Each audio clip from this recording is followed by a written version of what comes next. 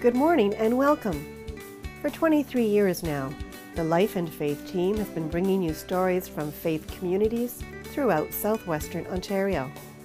Thank you for that, and we're so glad that you're making us part of your day today. This morning, we're pleased to start the show with Rael Weinburg, sharing his experiences in documenting the stories of Holocaust survivors. Then it's off to Windsor to sit in on a social justice workshop held at Ascension Anglican Church.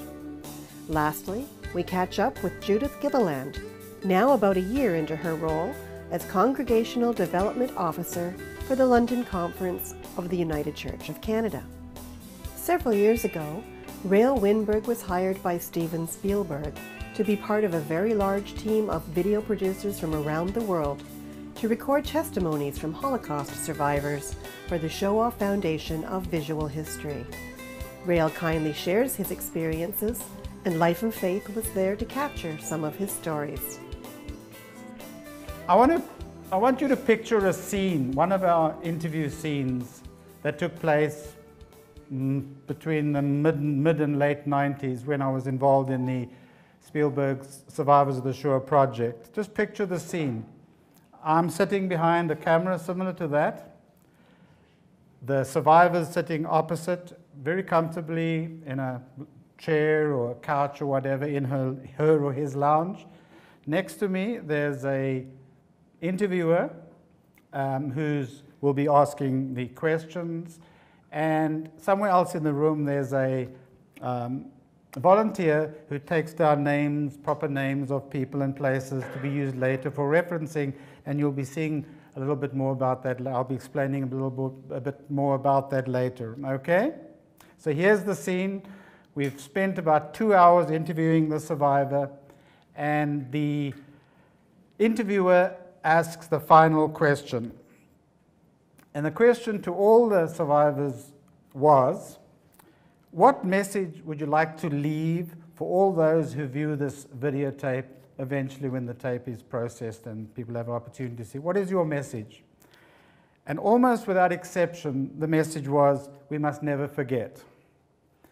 I know it's logical in that, but it was incredible that every single survivor that I recall answered in that way. We must never forget. And that's why I'm here, that we must never forget. 70 years later, we still talk about it, and we will never stop talking about the Holocaust. And that is the reason Steven Spielberg got involved in this phenomenal project. There were specific instructions in my booklet and in their booklet that the interviewers got. They had to go to Toronto for, I believe, 2 days to attend a course that Spielberg had set up all over the world, so the interviewers could use the best possible methods of interviewing survivors so that they would feel comfortable, and to try and get as much of the information out of them, as much of their memory possible. So the first half hour, I believe, was generally about the lives before the Holocaust. The next 2 half-hour tapes were essentially about, the first question was, when did you notice something was wrong? About 6 months after the end of most of the interviews, the Toronto organizer who organized the Canadian Shoah Foundation division invited us to Toronto to attend, all the videographers, to attend a meeting. And this was probably, I'm getting tearful because it was the most amazing experience. Because it's the first time that we were allowed to talk about our experiences. I mean, I'm talking about, we were so honored to be part of this project, to hear these incredible stories. Well, I'm here with Rabbi Dressler, the Rabbi of Temple Israel of London. So what do you think of the talk tonight, and what can you add to what was said already? Well, first I want to thank you for creating this opportunity for us to learn not only about a project that has truly transformed Holocaust remembrance and education, but also all of the minutiae that went into creating these testimonies. There's something really awe-inspiring about the detail and the attention to those details that we learned about, so that it wasn't just just capture words. It was really create a legacy that will endure. And that's the big challenge of Holocaust remembrance. There are all these incredible stories of courage and tragedy and endurance, and there's a limited amount of time for us to capture them, but their legacy will be with us forever because of the work of the Shoah Foundation and individuals like you who helped realize that vision. And it was very touching, and as you can't sit through one of these presentations without running the gamut of emotions. You're awed, and then heartbroken, and you cry, and yet at the same time there's this incredible power for the enduring message of the story. And I just felt so honored to know a little piece of the legacy and a little piece of the tapestry. So I believe you discovered that these testimonies are to be found in many places worldwide. Yes, actually, after you talked about the repositories, I hadn't realized that there was a protocol or a limit to access to these stories. It's one of those things I've heard about from individuals over the years, different survivors who've had their testimony recorded by the Shoah Foundation Project. So, as I often do, I consulted my iPhone and Googled the Shoah Foundation and learned that since the time of the project, when you were involved in it, they have a couple of dozen of repositories around the world. Many of them are in the United States. And those are the full collection, but then that there's other locations you can access subsets.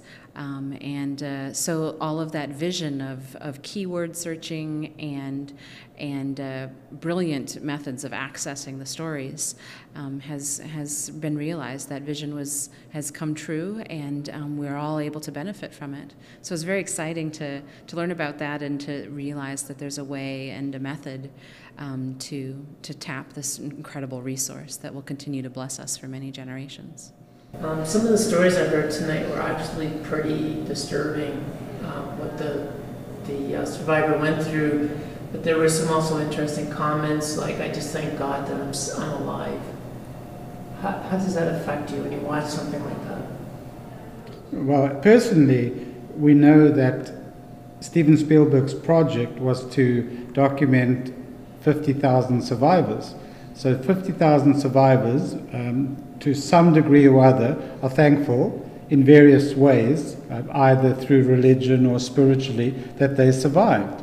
There is the counter to that, is that many of them wondered, why did they survive? And so many perished. So it's a very good question, but and there's no simple answer. But yes, people are obviously spiritually thankful that they survived a very, very bad time in the history. I think it's a challenge to any modern person to struggle with the magnitude of a horror such as the Shoah. And sadly, we know that it isn't the only genocide in even recent memory.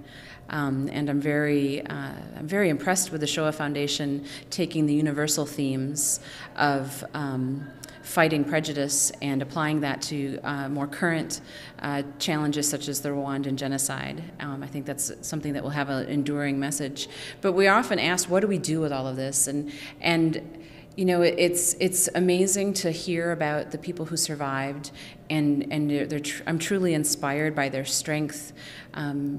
And their ability to just live their lives, which is really the greatest testimony to the memory of their families, the people who didn't survive. But for every survivor, we hear their story, there were always people along the way who allowed them to survive. Why me? Sometimes was answered by the random kindness of a stranger who fed them once, hid them once, gave them shoes when they had none. And I think one of the most lasting legacies we can take from the lessons of the Holocaust are that acts that we do as individuals can have tremendous impact on the world around us. And I know that I'm personally very inspired by these survivors, as well as all the nameless, faceless people who helped them. And I think that's really where we can take an example from this legacy and improve the world today.